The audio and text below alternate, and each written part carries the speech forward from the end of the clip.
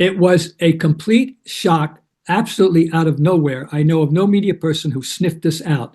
When the word was out that Danny Ainge would become the new head of basketball operations, general manager, whatever title, the man in charge of making the basketball decisions. We didn't see this coming. But obviously, Wick Grossbeck, they had some, they were onto something. And, I didn't think it was horrible. And I thought, oh my God, Danny, wow. I knew how smart Danny was. I knew that Danny was a sagacious guy. But still, you weren't ready for this.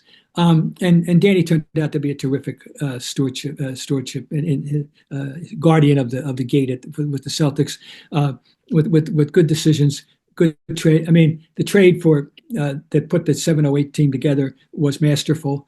Now, people will wonder if it could have happened with any other team because the second part, his general manager counterpart, was his good friend Kevin McHale. Yeah, we'll never know. I don't know. But I think Kevin McHale was doing the right thing for his own team, and he felt the time had come that he had to trade Garnett.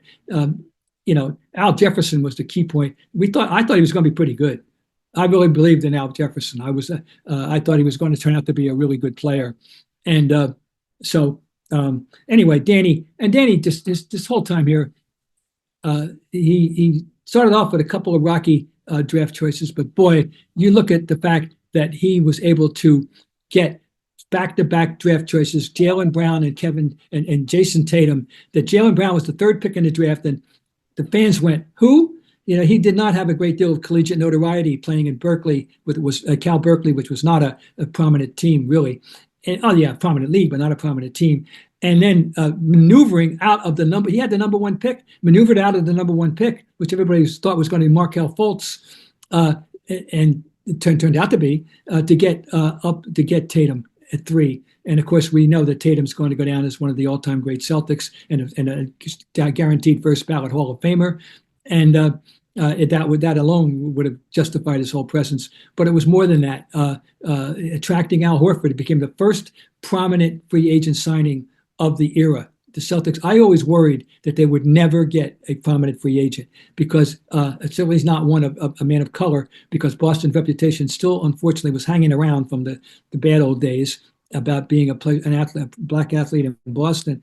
And Boston was an old, cold Eastern city. It seemed that the Sun Belts were the desired places to go, and always Los Angeles, of course. But Danny was able to get Al Horford and continuing to make good moves. And the last great one being hiring Brad Stevens. So Danny, people have suggested, and I applaud and I support the raising of number 44 in the Boston Garden, in the TD Garden, because his combination of playing, which was good, but not not stellar, but good.